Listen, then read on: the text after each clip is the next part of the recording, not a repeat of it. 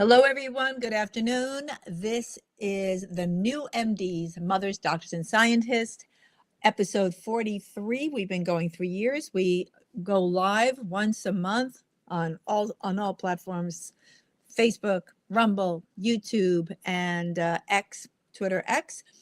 And we have a great conversation today. And one of my favorite topics, everything to do, all things autism and neurocognition. I've been looking at that, well, probably since the early 2000s. But I'm going to take a minute to introduce my fabulous guest, Patricia Lemer. But before I do, a couple of things. Number one, who am I? My name is Michelle Perro. I am a pediatrician, integrative for 43 years. So let me get that right. Author of the new book, Making Our Children Well, available on Amazon. Please take a look. It's focused on nutrition and homeopathy. Co-authored of my first book, What's Making Our Children Sick, with a deep dive on GMOs and glyphosate-based herbicides. I think it should be in every pediatrician's library read. So why Patricia Lemer is because I had the pleasure of meeting Patty. Thank you, Patty, on a conference through the Bioregulatory Medicine Institute this past spring, I should say. And we were on a cruise together. And Patty did a lecture, which blew my mind, which we're going to get into today. And also just wrote this fabulous book, Total Load Theory. And at the end of this talk today, conversation, Patty's going to give us all the links of where to get her fabulous material, including her website and how to purchase a book. I think it should be mandatory reading for every parent with a child on the spectrum or thinking about a kid in the pre-talk stage. And I go into that pre-talks a lot. So let me talk a little bit about my buddy Patty here. It was love at first sight, Patty, I got to tell you. So, I'm going to read your bio. I have another screen up here. I didn't memorize it because after you've been doing this for a little bit, as you have, how many years would you say? Almost 60. Okay. You're just getting good at it, Patty. Yeah, right. So, you know what, Patty, rather than me read this, just can you give the audience, our listeners, your bio? Tell us about yourself, please, because I'm reading it. I'd rather just hear it from you. Well, thank you. I started out in the late 60s as a heretic in the field of disabilities. I was always asking why, Michelle. Why does he flap? Why doesn't he give you eye contact? Why does he have diarrhea? And I was never happy just treating the symptom. And I was so lucky to be where I was when I was there at the time, because my first job was in a hospital in Boston under a very innovative neurologist. And I was the psychologist looking at kids who had fallen out of trees, who had Down syndrome, who had cerebral palsy, who had chickenpox encephalitis. These were kids who got a multidisciplinary workup. And every Friday we sat down and did a deep dive in what's going on with these kids. And so I got introduced to neurology and to speech and language and into occupational therapy. And it was an eye-opener. And I learned about how food affects behavior. I learned about how our reflexes work. And later on in the 80s, I was introduced to behavioral optometry, which was the lecture that I gave at BRMI that you heard. And once I learned about vision, I couldn't unknow it. And I learned about vision therapy, which isn't well known, and how what we call vision is so much more than simply eyesight, and how our brain is involved in vision. And so I was the heretic all over again, looking at these kids with learning disabilities, with attention deficit disorders, and then later with autism, and saying, what are the root causes? What went on that caused these symptoms? And how do we peel the onion to figure out what's going on with these kids. And I'm a licensed professional counselor, an LPC, and I worked with the families. I never worked directly with the kids.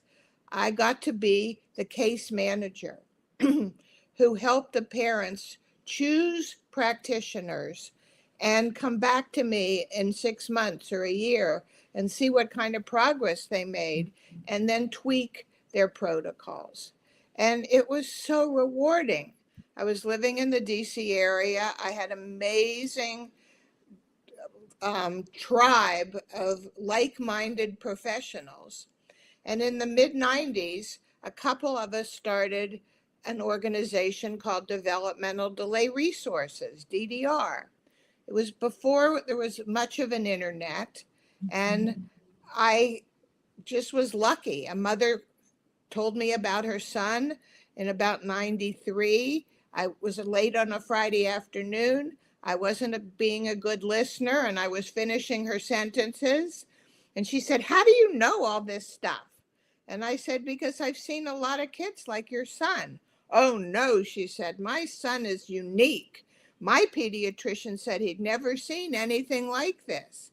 Well, you and I know that that wasn't true, that these kids were emerging in the late 80s and early 90s who looked different from those kids with learning problems and behavior problems that we'd seen before. And she said, "I'm an attorney. I work in nonprofits. If you find 3 other smart people, we can start a nonprofit and you can educate people about all the stuff that you know." And I was naive. I said, "Sure, that sounds great. I'm bossy. I like to run things. I'll be the executive director." And Kelly Dorfman, who is my co-founder, she's a nutritionist who some of your listeners might know. She said, "Patty, we should have a newsletter and maybe we should put on some conferences and let's make it a membership organization." And we naively did this without having a clue about what we were doing. And I eventually went back to business school to learn how to run a nonprofit. But I did that for 20 years. And it was so rewarding. It was such an amazing time, the 90s, the 2000s.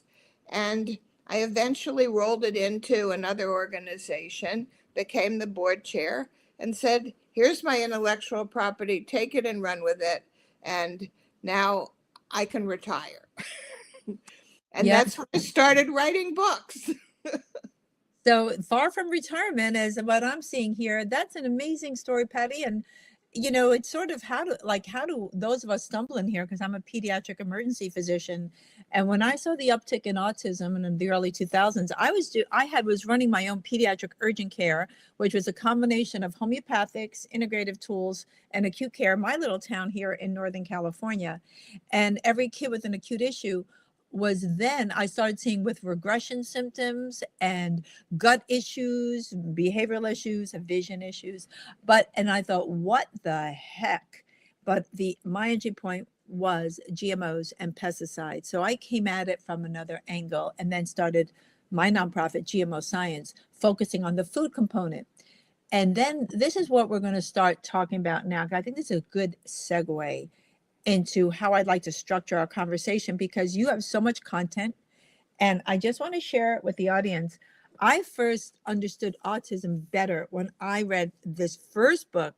Well, my first introduction to your work, Patty, Outsmarting Autism. This book is no longer available unless you get it used.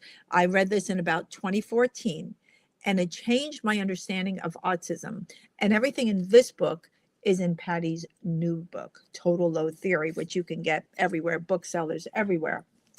So I looked at your stuff and I said, how can we break this down so parents can understand this easily? Because this is what we do. We take complicated materials and create little digestible chunks. We lost Patty there for a second. Let's wait. And she's back. So I've divided this into 3 parts based on your work. What is filling the bucket? What do we do first? I have reading it right from my own screen. The missing sense, vision, which we're going to talk about today, folks. And then part 4 is hope and practical action. So I spent so much time getting this together that I created a parent handout because I'm researching your research. Wow. I have a whole section on my website on parent handouts for those of you who want to go take a look, because this stuff can get chunky and a little dense, and we just have to make it simplified because it is doable. But I want to start with number one, which is what is filling the bucket. Patty, tell us about what is total load theory and what made you realize that looking at one cause of autism or ADHD or other neurocognitive issues was the wrong question. How did you get there? Well, I got there by listening to parents. They were the ones who told us what happened when their kid lost language, when their child stopped looking at them and the affect became flat. And Michelle, this was way before we were talking about glyphosate and GMOs. They didn't even exist yet. They weren't in our food supply, but food was a major issue. And that's why I partnered with Kelly Dorfman, the nutritionist who wrote a wonderful book, and should consider having her on. She wrote a book called Cure Your Child with Food. Mm-hmm. And she started looking at the fact that all these kids had the same diet. They were living on dairy products mixed with wheat products. And the gluten and the casein, we discovered, made an opiate that they were self-medicating with. And this was before they were able to go on the internet and collude and say, is your kid eating chicken nuggets and bagels and cream cheese and pizza? Oh, mine is too. There was no internet to do this. But these kids had found this comfort food that was really screwing around with their brains, first with their guts and then with their brains. And we recognized this. We also saw that many of them had had ear infections. Well, when we went to the research, what did we find out? That one of the major causes of ear infections was dairy products. And well, that made sense, right? And yes. And a doctor at Georgetown Hospital in Washington, where we lived, had done a study way back that showed that when he took kids off of dairy products, their ear infections went away. And he identified some other foods that was true of, but the main thing was dairy products. And then we saw that these kids were on rounds and rounds and rounds of antibiotics. And what was that doing to them? And so we put together a survey before we had the internet. Again, I know I'm being redundant here, but that was a different world then, Michelle. We put this survey in parent magazines, in print. Parents tore it out, filled it out, 25 questions, put it in an envelope, put a stamp on it, and mailed it to us. And we got, in 6 weeks, we got almost 1,000 answers to this survey. And the survey was loaded toward antibiotics and diet being causatory. Yeah. But we also asked questions about vaccines. And we were blown away when parents told us that this regression often happened after a vaccine reaction. And so we started talking to people who knew about vaccines, including Barbara Lowe Fisher, the founder of the National Vaccine Information Center, whose son went down in the 80s. But this wasn't common knowledge. This was not on the front page of the New York Times. And so in the mid-90s, we put together a conference. And we had parents come to this conference. It was the first time that Barbara had ever said publicly that maybe vaccines are implicated in some kids in this regression. And a vaccine in a kid who is just coming off of antibiotics, or maybe is even still on antibiotics, is deadly. Those are the kids who went down the worst. And if the kid has eczema or allergies, those are the kids who are the highest risk. And so we saw this over and over and over again, and we could not get this into the media. The media censored us. It was supposed to be on television. It was scheduled and canceled. But the survey was printed in the Townsend Letter, which at that time was called the Townsend Letter for Doctors. And it was in print. It was a wonderful journal, which you know, because I just reviewed your book in the updated Townsend Letter, which is now totally online. So I encourage anybody who's listening to subscribe to that, because it's anybody can write an article for it, and it's mostly doctors sharing their surprises and their interesting ideas about what's going on with their sick patients. So, Patty, that is, of course, something we see clinically, and I can tell you as a pediatrician, I concur with you wholeheartedly. It's what I've seen in kids. Recurrent antibiotics, initially for whatever issues, starting even perinatally, then developing an imbalance of immune function, and then glyphosate added, which they didn't have since 1996, which is an antibiotic, right? Monsanto Bayer patented as an antibiotic. We're all eating it every single day. It's really hard to avoid now. It's ubiquitous, even those of us who are organic, quote unquote. And then factored in with vaccines for sure. The kids I saw on the spectrum, I would say nearly all of them had a recent MMRV, measles, mumps, rubella, varicella, and or a flu shot, where those were the big ones, and it was pretty consistent. Not to mention other epigenetic factors, environmental toxicants, toxic metals, plastics, PFAS. The list goes on of all the different things in the environment that are creating your total load. So, and we have today even more environmental assaults. Yes. The Lyme epidemic that's occurring now is often implicated in some of our kids. The other kinds of infections and the electromagnetic fields that are bombarding everybody. These towers come up overnight. They're on tops of churches, on schools, down the road. Everywhere you look in the morning, there's another new tower. And they're aggravating not only our bodies, but the bodies of these bugs, who then put out more toxins. And so this is just a big, ugly mess environmentally that is just bombarding our genetically susceptible and already sick kids. So that we're looking at 1 in 3 boys with a diagnosis today, 1 in 6 children. This is a financial nightmare for the healthcare system and for our schools on how to educate these kids. You know, Patty, before I get more wanting into this topic further, I was just researching like which states, you know, it's state by state levels of autism. There are many neurocognitive issues. I focus a lot on autism. It's by far, it's not the only one. There's PANS, there's ADHD, there is ODD, all types of things.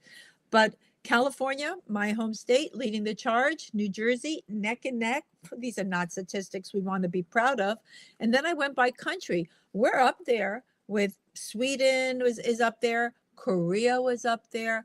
It's interesting, the countries with the highest rates of autism, but it seems to me that we can certainly assess why states like California, in my opinion, and New York have some of the most stringent vaccine mandate requirements in the U.S. Right.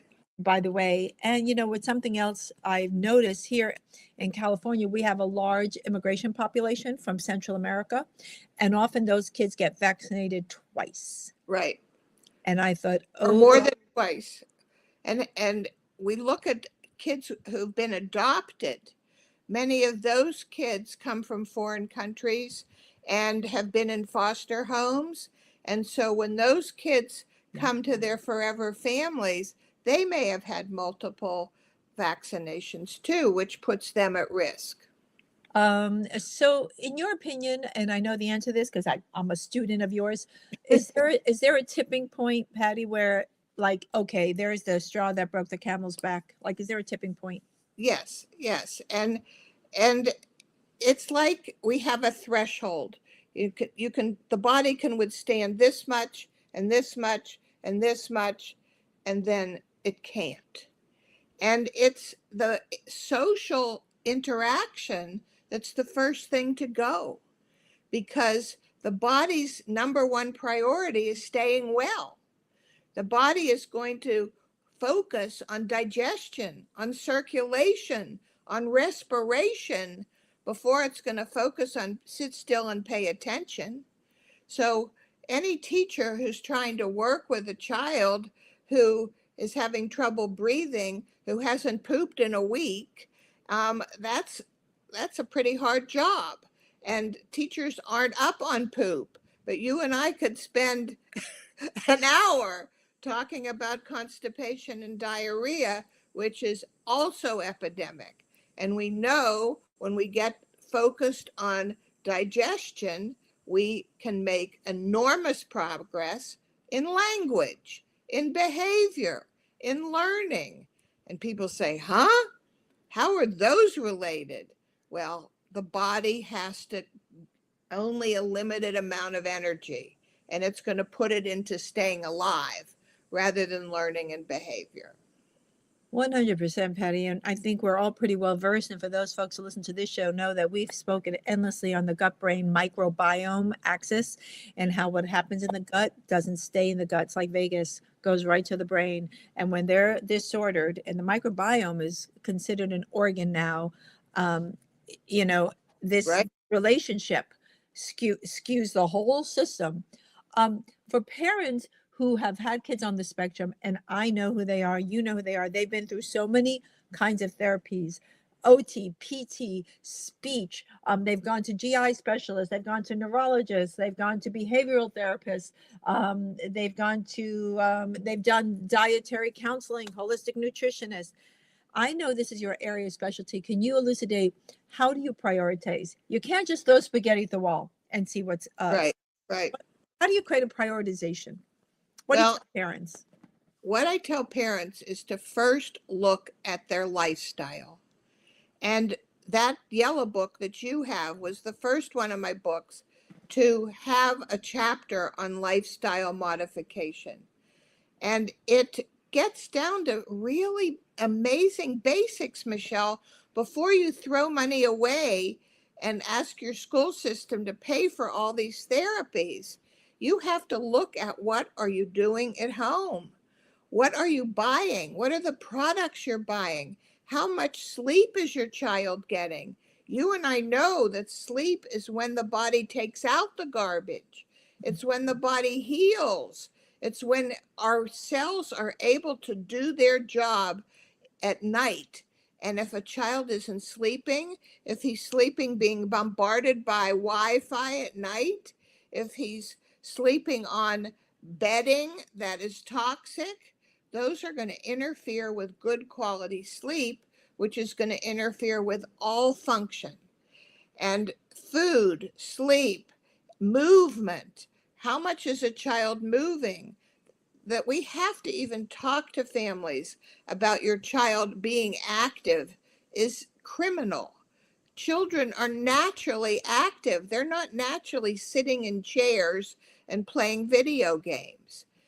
Anybody who lets their child do that for more than a half hour to an hour a day needs to rethink, what is a child supposed to be doing? We played in the woods. We ran out and got dirty until the street lights came on. That's not safe to do today, but find opportunities for your child to move and play and use his senses and touch.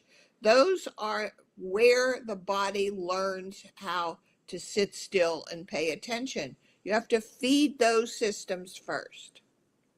You know, you're so right, and I'm just thinking about what you're saying here. And so, do you find that there are interventions that parents do that can fail just because they're in the wrong sequence? So, Yes, Absolutely. Absolutely. You talk about that a little bit because you might be doing the right treatment at the wrong time. Exactly, Michelle. So talking is one of those. If you have a 2-year-old who's not talking, where do you go? You run to the speech pathologist. And if you go to the pediatrician, many pediatricians say, oh, he's not talking. I'll give you a referral to the speech pathologist. Now, if you're really lucky, you'll get to one who understands the whole mechanism of how you talk, and that the first year, the first 18 months of sucking, chewing, moving those lips and the tongue and the cheeks, all of that lay the foundation for talking. And if a child isn't talking, you don't work on talking. You work on the reflexes and the motor aspects of speech and language. And one of the biggest ahas that has happened recently is the use of letter boards. And for our non-speaking young adults who have been locked in because their motor mechanisms have not been working, we now know that the reason they're not talking is not because there's nobody home up here and their language centers aren't working. It's because they have something called dyspraxia or apraxia of the oral motor mechanism. And once we get working on the motor aspects of speech and language, then they can talk. And it's just a remarkable breakthrough that these young adults, many of them, are able to communicate with us now using letter boards. How horrible it was for them to be locked in and silent for so many years. I know you and I are a fan of, the movie Spellers, Right. fan of MAPS, Medical Association, Pediatric Special Needs. I believe we both have spoken there. There are organizations looking into this. But I want to take 1 second before we continue this conversation and shout out to the moms out here. There's one who's commenting a lot, dedicated to my son. It's those dedicated moms and dads, certainly, but I'm mostly in my career, I've only seen moms, Patty, even though I always wanted the dad or the other parent in the room. But anyway, because if without a tenacious, committed mom, the other kids did not fare well. It took literally moms becoming PhDs on everything from shopping to therapies, who knew way more than their pediatricians, and also parents who were silenced, who had to leave the mainstream pediatrician's office because of all the things we know, and were just stranded. So this is just a time to shout out for the parents who have struggled. Get on that struggle bus. And we're saying we know so much more now than when you first started this journey Oh, for 3 sure. years ago. Oh my God. Let Okay. me tell you where the dads went. Where did they go? Where did the dads go? They founded organizations. Bernie Rimland founded ARI, Autism Research Institute. I'm missing names. Hanley. J.B. Handley founded Generation Rescue. Generation Rescue is fabulous. And of course, our friend Len Arcuri.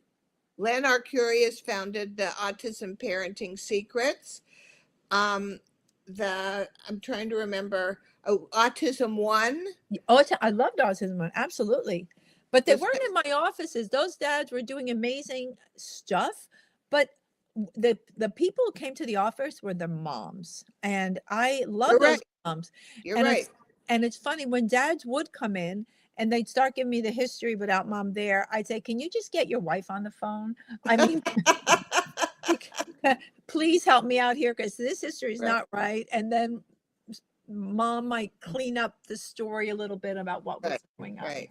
But I think many of the dads found it too hard to deal with their child who wasn't perfect.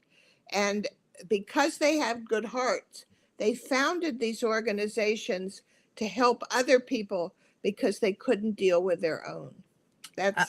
It's hard. I mean, so hard.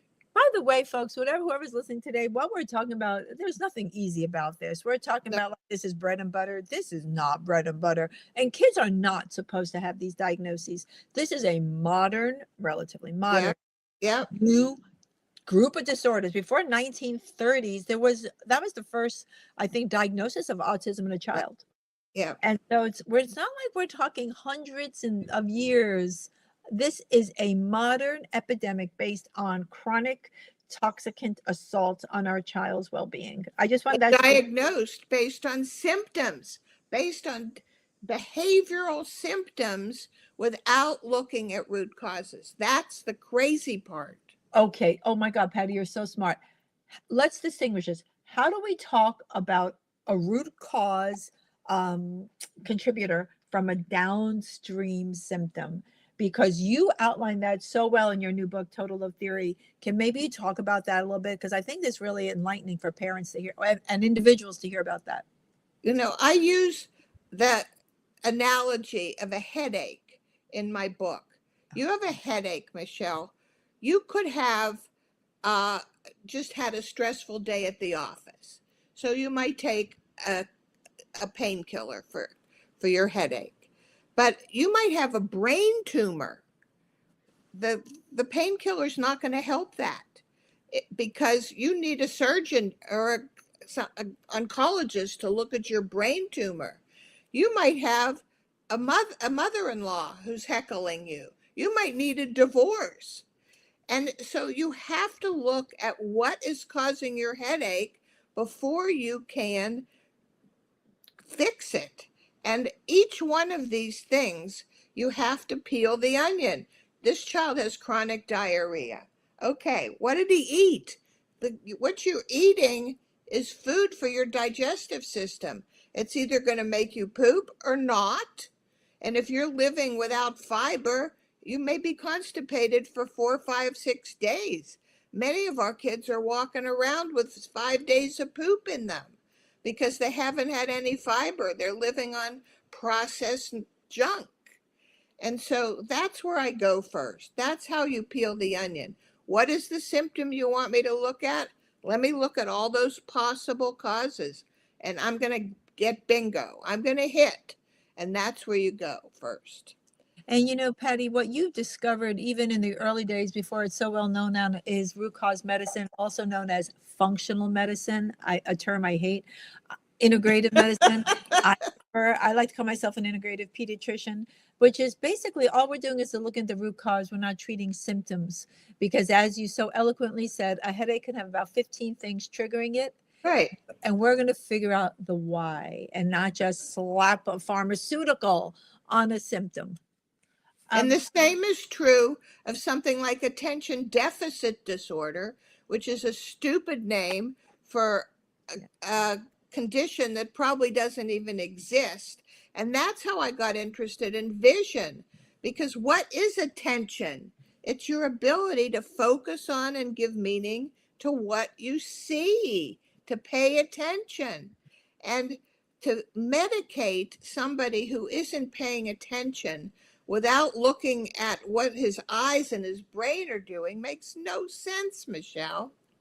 You know, we are definitely bereft of common sense not being so common.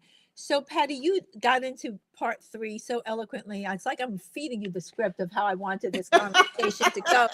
And part 3 says, when you say vision, you are not talking about whether a child can read a 20/20 line on the eye Right. chart. Let's get into what exactly you are talking about, which is not spoken about.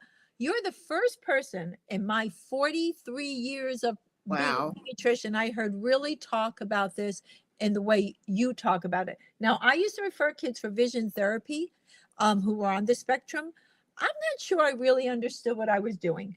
I knew they needed some kind of vision therapy, and I'm not sure I understood why they needed it. So, Patty, let's get into this. It's particular, but it's important. Please. It's really important, Michelle. Let's Thank you. Yes. Thank you so much for letting me pontificate about this, because I became a bridge between this kind of eye doctor called a behavioral or a developmental optometrist and the public.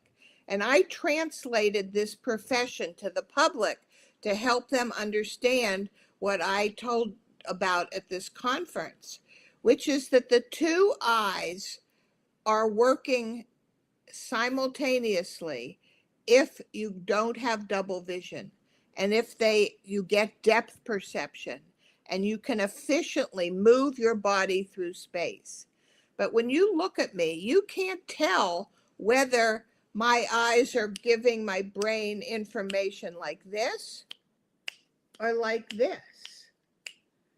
You can't tell. Sometimes you can see that one of the eyes is drifting a little. And then as a doctor, you would say, oh, go see an eye doctor. We call that a strabismus. That's one eye is not supposed to drift. Those eyes are supposed to work together like they have a string attached to them. And the brain then gets efficient one kind of information. But when it gets two kinds of information, and your left eye may be working on the left side of your body, the right eye may be working on the right, the left eye may be working in this space, the right eye might be working out there.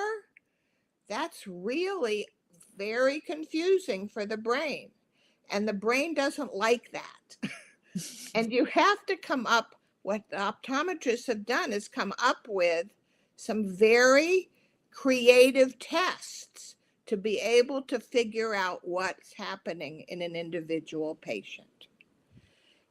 And so what you're talking about is that vision is connected to movement, to behavior, to intellectual processing. And when it's discordant, out of sync, it's not convergent, there's tracking issues. Right. That produces brain chaos.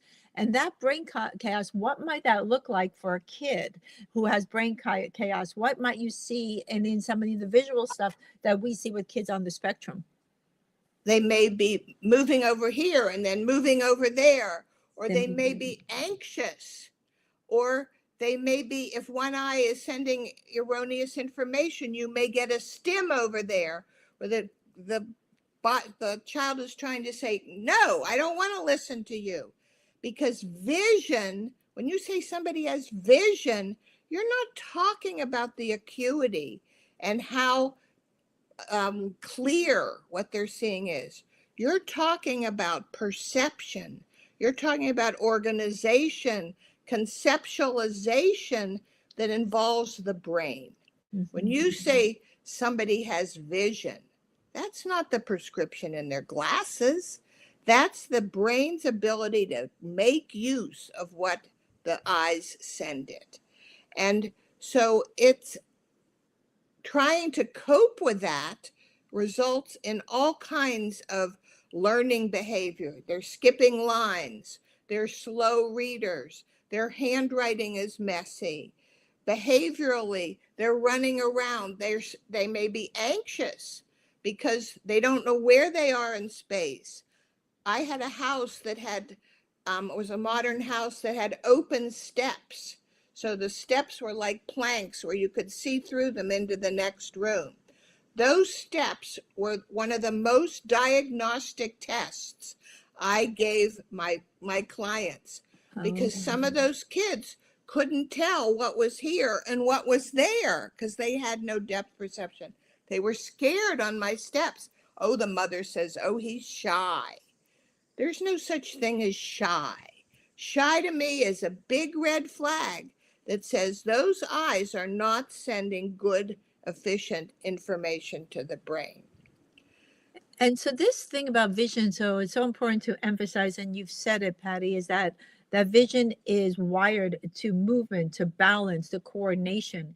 And when this connection does not occur in children's brains, they're not wired correctly in children on the spectrum. They have lots of misfiring and miswiring that can even start prenatally from what mom was exposed to. And so now their whole world is out of focus, right? Then they can't be out of sync. And I think it's important, Michelle, to talk about vision in a hierarchy of the other senses, because vision has to emerge as the dominant sense. And the foundation for vision is touch and movement. And vision, believe it or not, is the foundation for listening. Audition is not just how loud something is, but when you're listening to somebody give you directions, you go down 2 blocks on Fifth Avenue and you turn left at the church. You are running pictures in your mind's eye that allows you to follow those directions. And if the mechanism isn't working very well, if the brain isn't processing that information, you can't follow my directions. And having a speech pathologist work on following directions without understanding the underlying cause of that is ludicrous. And so it affects everything, Michelle. It affects our personalities in terms of how gregarious we are, how social we are. And it's just so important that your listeners get a proper vision evaluation that is not just that 20/20 chart at distance. We have to know, first of all, is it clear at near? As you know, as a pediatrician, young children are naturally farsighted. That's why when they play outside, they can see that bird's nest in that tree, and they're attracted to the distance because they're farsighted. And that farsightedness should disappear by the time they're in first grade and they're reading here at about 8 or 10 inches. But often kids are still farsighted. And so we put a little plus lens on them. The eye doctor makes a plus lens on them, just like we put on people who turned 40 and whose arms got too short because it's blurry. And so it's blurry for some of those kids. And then those kids are not seeing efficiently. And so they have to go and look at the underlying other aspects of vision. And the person who does that is a behavioral or developmental optometrist. And they can go to the website COV like Victor, D like dog.org, COVD.org, and find someone near them that can do that important kind of evaluation. So this is some of the most important stuff you're going to hear, folks, because if your child is dysregulated and has these visual impacts from whatever neurologic insults they've had, whether we're talking about food, vaccines, PFAS, whatever those insults were, all of them, other insults, it creates some misfiring, miswiring. And what Patty is sharing with us is that this has to be tested and treated eventually. By a professional. By a professional. We're not talking about any optometrist here. We're talking about special optometrists who are trained with children with these particular challenges. And Patty gave us the website for that. And the other thing that makes me crazy, Patty, is that these types of therapies are not covered by insurance often. They aren't. Very often they aren't. And it's because the optometrists were asleep at the wheel when the laws were written. It's not a related service in schools like OT, PT, speech, and it's not covered by insurance because of the medical model, which says the only eye doctor that can do this is an ophthalmologist, and an ophthalmologist's training is very different from an optometrist training. And just like an MD's training does not include a lot of nutrition. Michelle, you had to learn that. Doesn't include homeopathy. You had to learn that. And so this is a problem because of turf. This is a turf issue that is owned by the medical model. And so some behavioral optometrists are fighting this. Some are saying, you know, I'm sorry, I can't take insurance, but this is something that you need to do for your child. You know, thank you for that. And, you know, in terms of the vision thing, Patty, just that people have to appreciate that children see differently. You're absolutely right. A newborn is our 2400 to 2800 vision, and toddlers might be 2100. And that, as to your point, not until first grade, 5 or 6 years old, are kids 20/20, quote unquote. So even that is developmentally based, Yeah. just in general about vision in kids and where they should be. Babies need to see often mom nursing, so that's why the vision is created that way. So babies can't see well either. And the other thing, it's interesting. I'm going to give you a little fun vignette, and before I get to the next question, a friend of mine has a wolf as a pet, and the wolf was at a house. I know, this is just where I live, Patty, pet wolf, and I won't tell you her name just in case you know her. Anyway, the steps were like you were describing, didn't have any backing. They were just steps, and the wolf would not go down the steps. It turns out.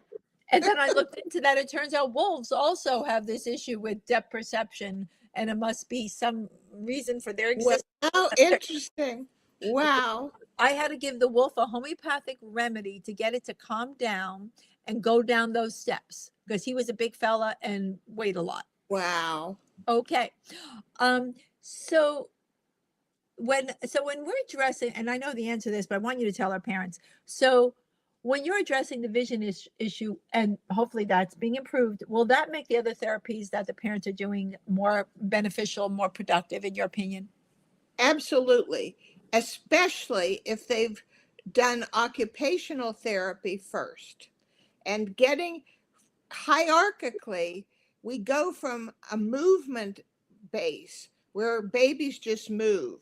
Then they become movement with vision, where they move through space and the vision and eyes go along with it. That's a toddler who just is wandering around, lands in the block corner in his nursery school. Oh, I'm going to play blocks. The next phase is where the vision drives the movement. So you walk into a room and you take inventory. Ah, there's the block corner. I'm going to go play blocks.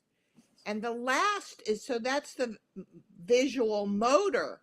And when visual motor kicks in, then a child can start using a pen or a crayon and do a visual motor design, a drawing.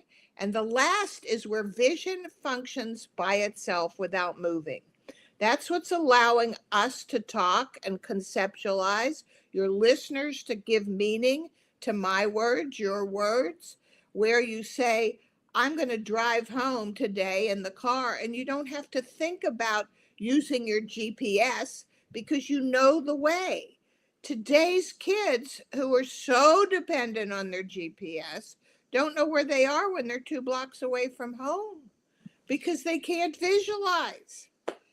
And so we have to have that movement through space to get all the other senses organized and lay that foundation for vision to emerge and allow people to sit still, conceptualize, and think and read with understanding, not just read the words, but read with comprehension and to write stories. The teacher says, tell me what you did on your summer vacation. Write a story about that. How do you do that? You use all your senses. You visualize that day at the beach. You smell the popcorn that you had at the movies. You remember how good the sand felt in between your toes. You have all those sensory experiences that then allow you to put that into words. And so, Patty, this sounds so simple, but yet it's the simplicity of what you're saying, and that's so meaningful. And Yeah. what we're talking about truly is how we educate children. Now, listen, as you're hearing, but Patty never said get that kid on a screen, because when kids don't employ that technique of writing, they've lost out on a huge cognitive tool as part of their neurologic development. So, thank you for that. I'd like to maybe wrap on this last 10 minutes of our conversation today, is giving parents a roadmap.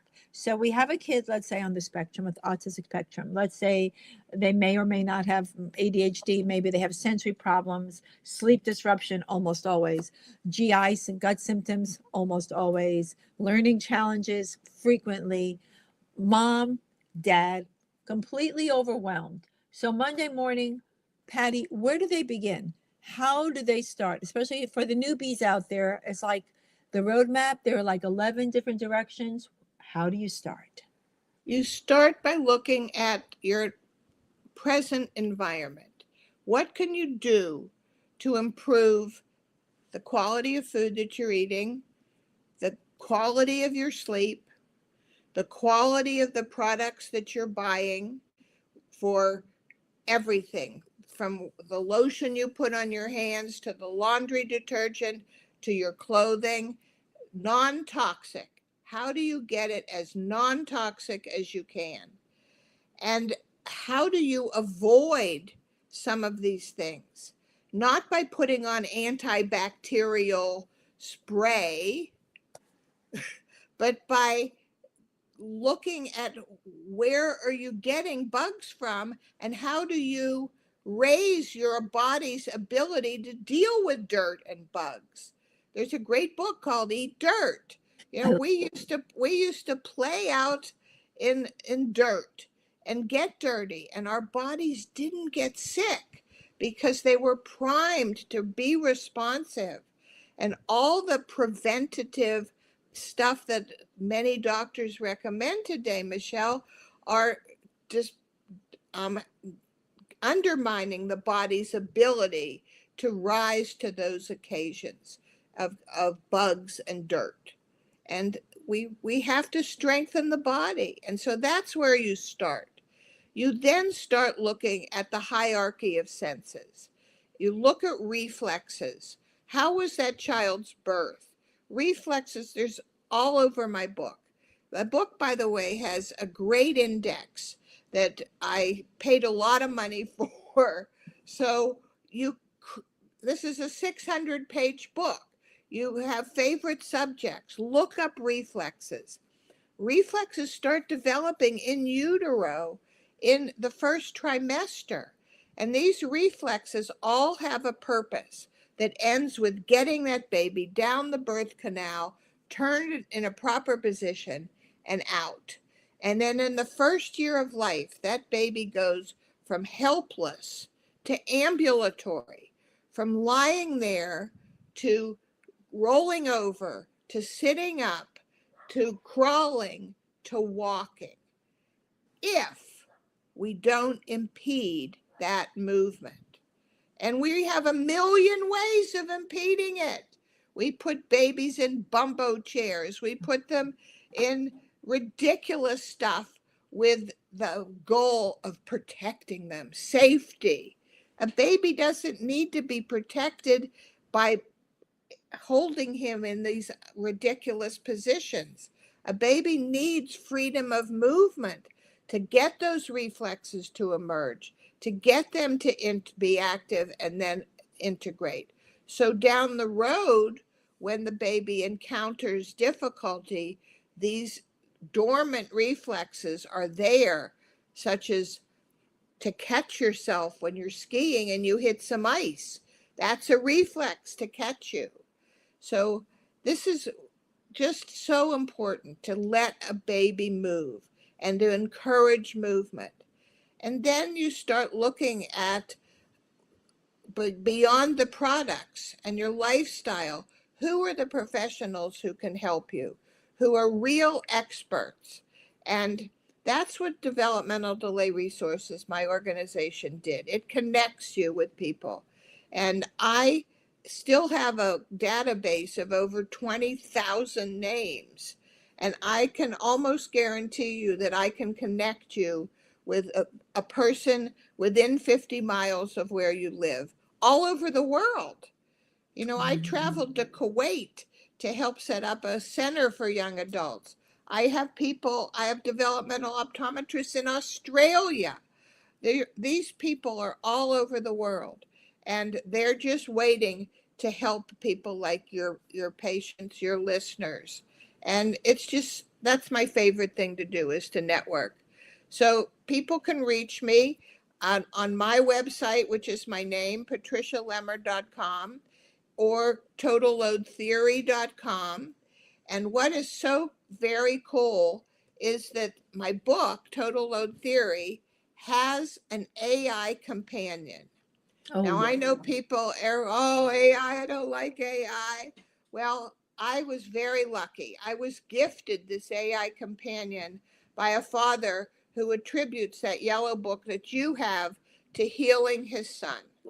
He is in Australia. He did not know me. He did not have resources. He followed that book step by step by step by step. He gifted me this, and it's like a chat GPT or a Claude with just my intellectual property of 50 plus years. Wow. So you can, if you purchase the book, you can show proof of purchase and access this AI companion is almost like having an individualized consult with me, which I don't do anymore, but you can do that through AI. And it doesn't search the universe of the internet, it only searches my information.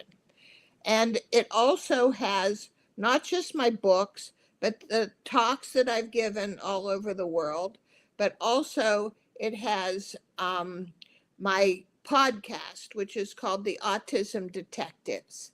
And Michelle's been on my podcast. I'm so grateful for her to be there. I have over 150 episodes of podcasts like this. We're not video, it's low tech, it's audio only, but you get that podcast when you do the AI companion, it searches the podcast. So if you ask a question like, my kid only eats 5 foods, what can I do? What should I do? It'll give you answers, chapter and verse from the book with the reference. And then it says, and Patty interviewed Dr. Michelle Perro, and she says, blah, blah, blah, blah, blah. And it brings up your podcast, and you can actually play it right there. And it says, it's 7 minutes and 37 seconds. Dr. Perro says this about picky eating. So it's quite remarkable. I'm so grateful to him for giving me this gift. And this is the way AI should be used, to get information from somebody you trust, not just the world out there. And Patty, wow, what a wrap up to this segment, because I think that there are folks in this integrative space, in your space and my space, and we're not accessible anymore. I don't see patients anymore. I wrapped up after 43 years. Well, I have 2 patients, I think. But and again, you've been at it for 6 decades. I think you've put your time in, and here we are trying to educate. But for listeners, I want everyone to understand that what we're trying to do is empower families to take control, regain the terrain, go from farmer to farm, holistic health for their own children. Treatment, sure. Prevention, better. And so I want on this last couple minutes of our talk today, which I always learn something. So after 50, almost 60 years of doing this, Patty, what do you understand about these kids today that you wish you had understood when you first started down this journey? I want to wrap up with that thought for our listeners today. That's a great question, Michelle.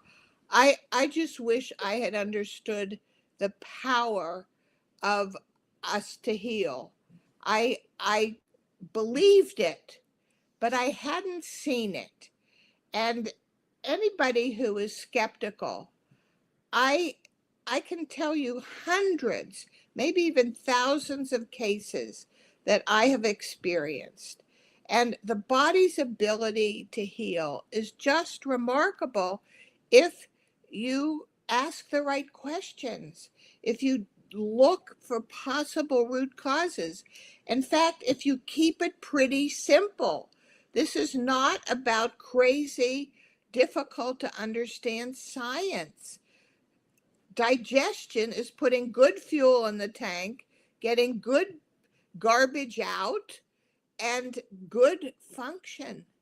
It's that simple. What is it? And we are learning more about what's going on in that microbiome. That's why I had to write more books, because there was no such thing as the microbiome when I first started. We now are able to look at that as a fingerprint. Every person's microbiome is like an individualized fingerprint. They can look at it, somebody's poop, and tell you whether they might have Parkinson's in 10 years, what kind of breast cancer they have. It's just remarkable. And Jim Adams, who is doing fecal transplants, Yeah. Martha Carlin, who's doing probiotics, customized probiotics. This is just, it's science fiction, Michelle. I never, ever would have guessed that once we identify this stuff, that we have such amazing tools to help the body heal itself. Well, I think on that note, I find that to be optimistic, solution forward, and Absolutely. a great way to wrap up. You know, this wasn't the doom and gloom show, folks. So because Patty and I are both optimistic that we can heal our kids. So just to wrap up the whole show today, what we really focused on, when the load is too much, with the lens on vision, pun intended. I'm sorry, but we did that. We of course are just so excited about Patty's work and Patty's book, Total Load Theory. And if people need a roadmap, of course, Making Our Children Well is my download of my time. Absolutely. On nutrition and homeopathy, sharing with you how to do what we do when there is no Patty, no me. You can begin a lot of these things at home on your own. Of course, it's great to work with a practitioner, listen, but there are things, as Patty elucidated, for everyone that you can do to get started at home. So I'd say thank you, Patty, for spending Thank you, time. Michelle. And I just think your book is such a great companion to mine, because you're able to go in depth on what to do about this world, this crazy world we live in, where food and how we grow food and do eat and our environment is making so many people sick. Yes, thank you. All right, folks. So we're going to wrap up here. We're going to see you all. I'm looking at September 22nd for our next show. We have some amazing guests lined up, and we're going to be speaking about some cancer clusters, but how to fix them at the next show. Stay tuned for that. We've got Unplugged. I think an introduction I got from you, from Dr. Rob Brown, coming in October. So Oh, thank you. fantastic. Oh, Thank I'm you. so pleased. Yes, another great author, physician, and that's going to be wonderful. So we'll wrap up today. Please share these videos. Thank you to our fabulous guests. Get her book. It's a must read. It's my Thank you, companion. Michelle. It's been my companion for a long time, and we'll see you all next month.